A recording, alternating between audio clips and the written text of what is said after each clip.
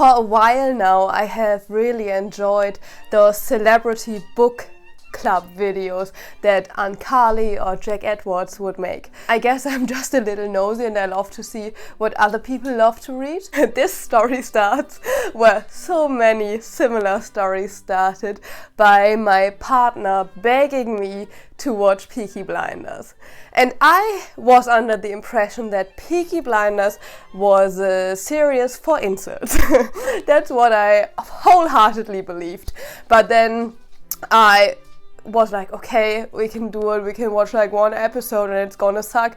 But then actually the writing was good and it wasn't a show for incels, it was just that many incels watched this show, which is a big difference. The TikTok and the YouTube algorithm immediately picked up on me watching Peaky Blinders, and at first they seemed to believe that I was also an incel because I watched many a Sigma Grassel set, and if you don't know what that is, I would let you live in bliss, but I'm going to put one on the screen right now. If I see one more of those, I might have to sue Stephen Knight for emotional damages. And there's nothing I can do about it. I might just need to do it. This video is about Cillian Murphy's favorite books, and you might think to yourself, well, how did this video come to life then? Well, after my algorithm knew that I wasn't interested in Sigma Grassel set, it started showing me interviews. One fateful day on YouTube, there was a video recommended to me by the Rolling Stone, I think, where Cillian Murphy was talking about his favorite music and his favorite books. And I was intrigued. I wanted to know what he listened to and what books he would recommend. And his music choices were impeccable, which I have to say, I'm a big John Lennon stan, always have been, but that's also not what we're here to talk about. But because when I heard Cillian Murphy recommend a book by Claire Keegan and a book by Max Porter, I was immediately sold, because both of those books had been at the very top of my reading list for a few weeks, and those were gonna be the next books I got anyway. So this idea slowly formed in my head that, well, maybe you could see what other books he might recommend. Maybe they're also interesting. And here we are. And I'm going to talk to you about Cillian Murphy's favorite books and what I think of them. And I think we're gonna start with Shy by Max Porter.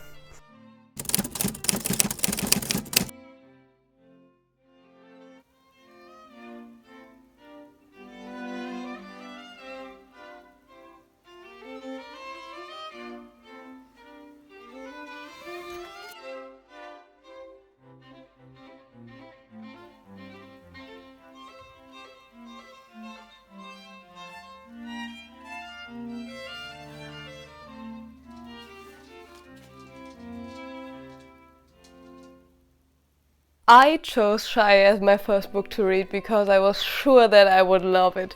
I actually found out about Max Porter from Ruby Granger and Jack Edwards, some of my favorite people on YouTube, and I basically trust all of their recommendations. And when Ruby Granger said that Max Porter was her favorite author, I was sure that there was no way in hell I would hate his writing. And perchance I actually stumbled across the short film All of This Unreal Time with Cillian Murphy, and it's safe to say that I have listened to it every day since I first stumbled across it.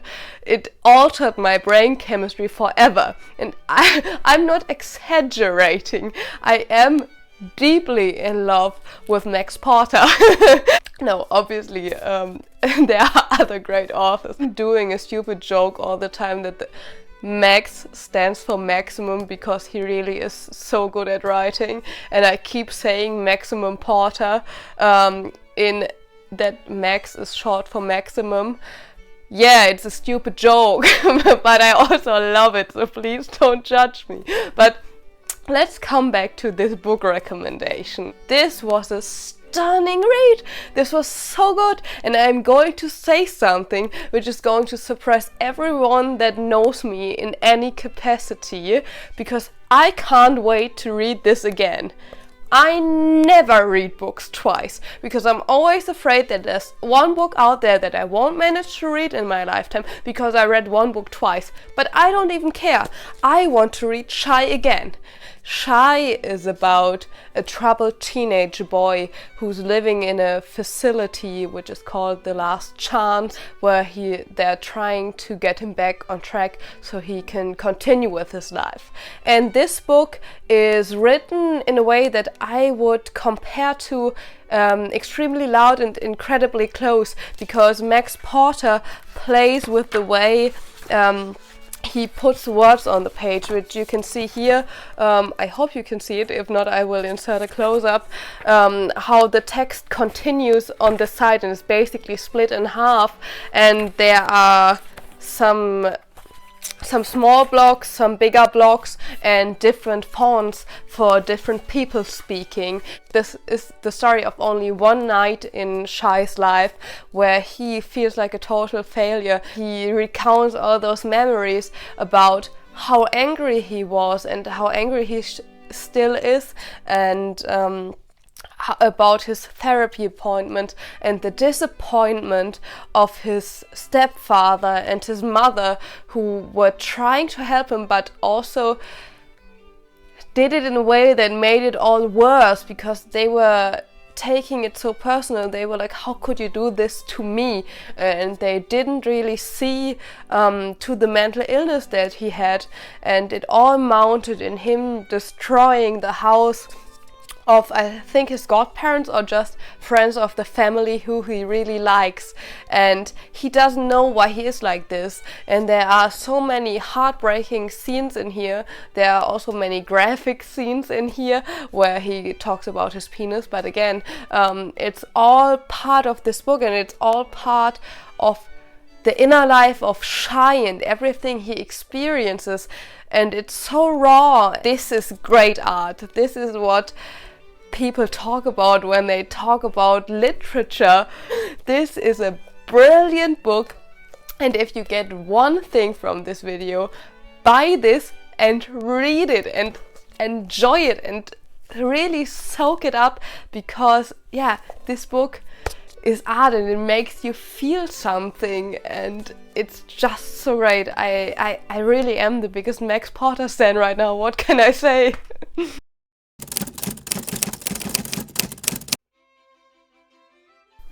This book broke my heart into a million little pieces.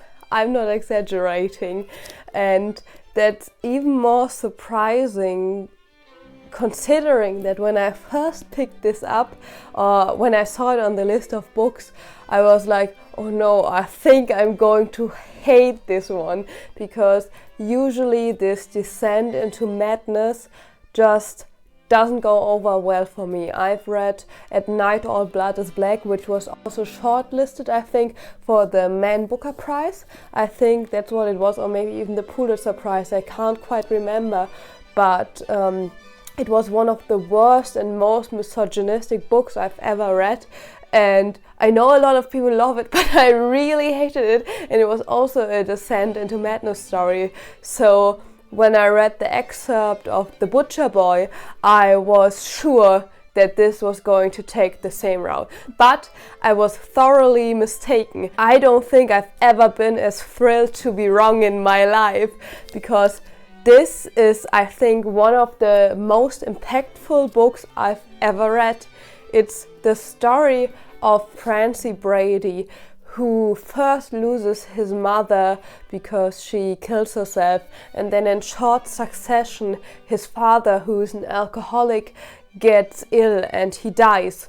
And in the beginning of this book, there is a family that's new to town, and Francie is friends with the son, Philip Nugent, and they get along quite well until Francie and his best friend decide to steal his comic books for what he claims a prank, but obviously it's rooted in jealousy, because Philip has so many comic books and the boys don't have any of them. So the Mrs. Nugent comes over to the Brady family and she is saying, oh, I know I shouldn't have expected anything better from pigs like you.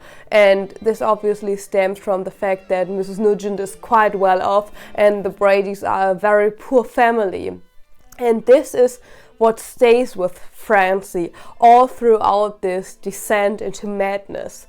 This image of pigs and that his family are pigs. I want to get into the writing style for a little bit because it really captured me and there are no traditional dialogue markers in here. I think this works so well in this novel and I was entranced by how well I was still able to read it, and it lent this sense of unrealness to this whole book and it made this, the slow descent into madness. To me, it made it even clearer. It really serves to get you into the mind of just this poor boy who's been mistreated all his life and his friend turns away from him and becomes friend with Philip Nugent, and of course Francie hates that and he doesn't know what to do and he gets sent to a correctionary school where he is supposed to learn some manners and there's a priest who takes advantage of him. That's a big theme of this story and why I enjoyed it so much, because Francie has a good heart and it's really everything around him that makes him go insane, and even in his insanity he isn't evil. He does things that are not good, that are despicable, but he doesn't do it because he's a bad person or he wants to bring his ill will to other people. It's because he has no grasp on reality anymore, and I think this is wonderfully done in here. This is such a melancholy read because there are no ups in this story. It just goes down and down and down and the spiral just keeps on spiraling. In the end of this book, Francie has to go to jail, and although that might seem depressing at first glance, for me at least, there was this kind of hopefulness in there because Francie meets someone in jail and he finally has what he always wanted, just a person who takes him for who he is, and they become friends. And in the end, the last scene is a scene where you can see them interact, and I think that gives this book an air of hopefulness, just a little spark that even though everything that could have gone wrong went wrong, in the end Francie found what he needed most. I think that's also what I liked about Shy so much. They are both stories about teenagers struggling with mental illness, and in this case Francie is obviously struggling quite a bit more. But Shy also has this ending that even though he fucked up royally, everything is still okay. There are still people who love him and take him for who he is.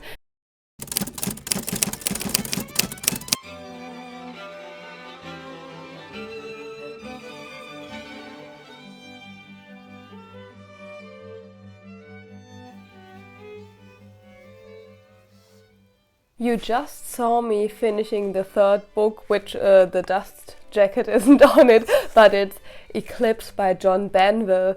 And I have a very complicated relationship to this book, but let me explain. Because for the first 80% of the book, and I'm not kidding, I hated it. I really did. I hated it so much, I can't even properly put it into words. I will put some of the most offensive wording in this book on the screen right now because I made sure to take snapshots of all of them, because sometimes this is so problematic. In here, the main character, not only is he a whiny little man baby, which is the only way I can describe him in slightly sympathetic terms, because everything else is worse, he is a bit of a pedophile in this one because he keeps thirsting after a 15-year-old. Now I know, having read the ending, that this is a bit of Death in Venice. This refers to Thomas Mann's book Death in Venice, where an old man falls in love with an 8-year-old boy or something, but what he really falls in love with is this idea of youth, this fetishization of youth, basically, and I think that's what the author tried to go for here. And also there was just a lot of casual misogyny, which is maybe my worst enemy.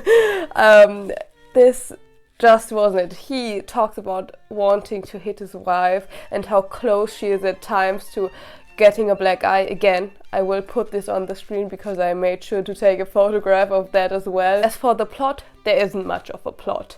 And in the beginning, I thought that would be an advantage of it, because I like things that are basically character studies. Things that focus on a main character that is deeply flawed and is trying to come to terms with himself and the world around him.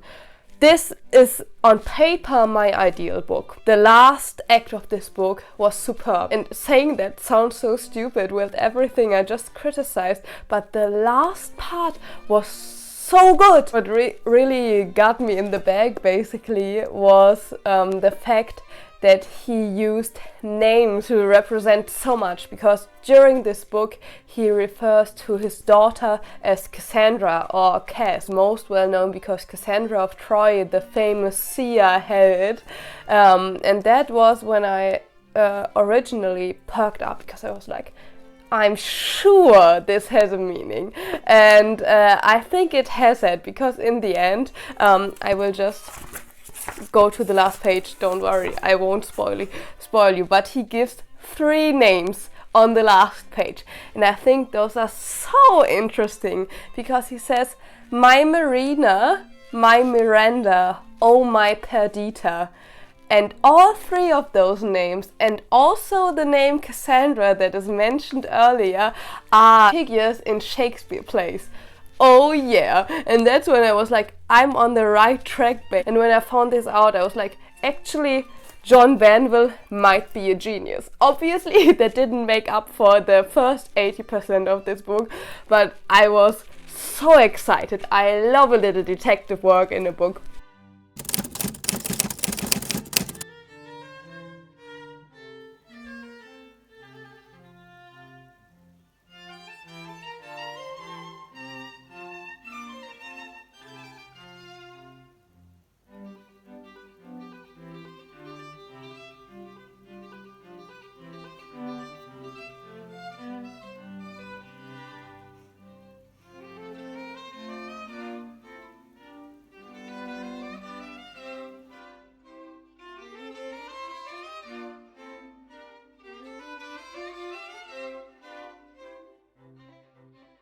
Listen, I put this one off for about the longest because I was sure I wasn't going to like it.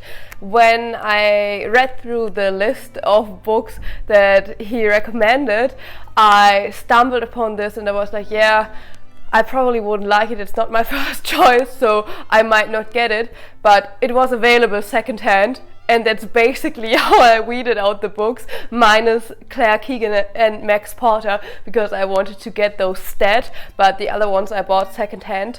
But I have to say that Death in Venice, Death in Varanasi surprised me.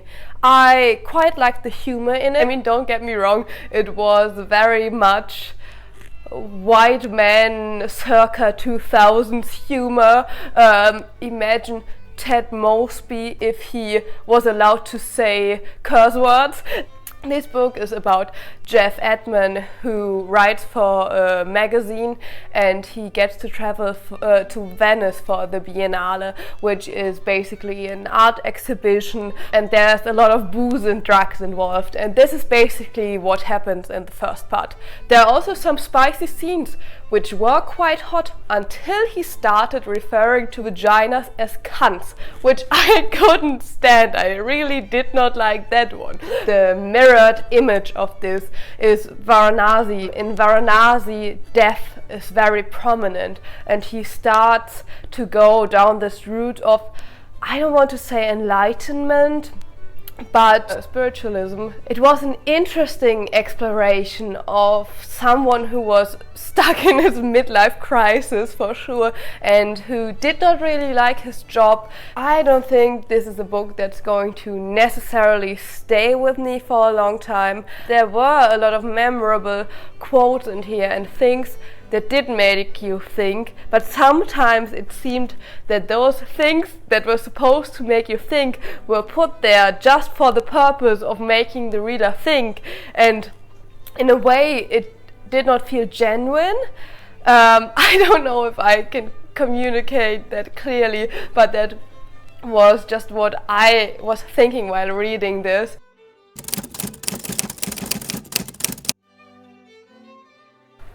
Listen, I only noticed my mistake when it was already too late, because the book I was supposed to get was Small Things Like These by Claire Keegan and not Foster.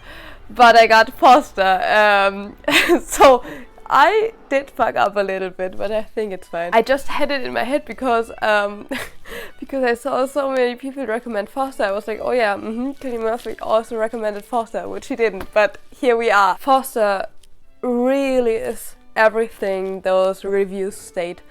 The tone of it is very simple, but I think the most important things are the things that aren't explicitly stated or said. There's much to read from the imagery in this book, and there's also a quote which I can't quite piece together, but it's about how sometimes it's perfect to say nothing, and so many people have failed because they have said too much.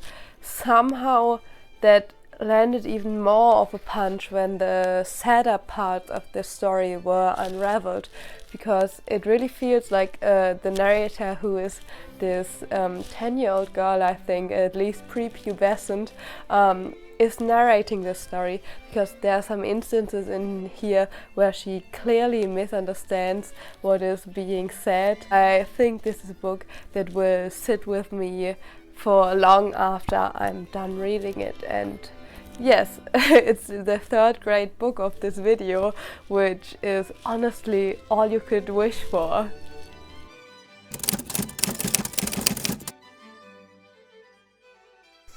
By the way, I don't know if you've seen it, but I finally fixed that post that has been hanging on by a thread for the last few takes, but I fixed it. So, what is my conclusion? My conclusion is that Cillian Murphy not only has impeccable taste in music, aka John Lennon, but also near impeccable taste in books. Obviously it's gonna be different because I think he's 40 something, maybe 50, I don't quite remember, and I'm a 23-year-old girl. Obviously some of the books weren't quite for me, but I think that's fine. I think my final conclusion is that two of the books I knew I would love because they've been at the top of my reading list, and also other people have raved on about them, and so I was fairly certain that those would be good. But I also found a favorite that I don't think I would have found otherwise, because The Butcher Boy, really, I've been talking about it for so long, but it's really up there for me now. Finally, I can say that Cillian Murphy has good taste in books, and you should maybe read some of the books he recommends too, because I know for sure that I'm gonna get some of the other recommendations on the list.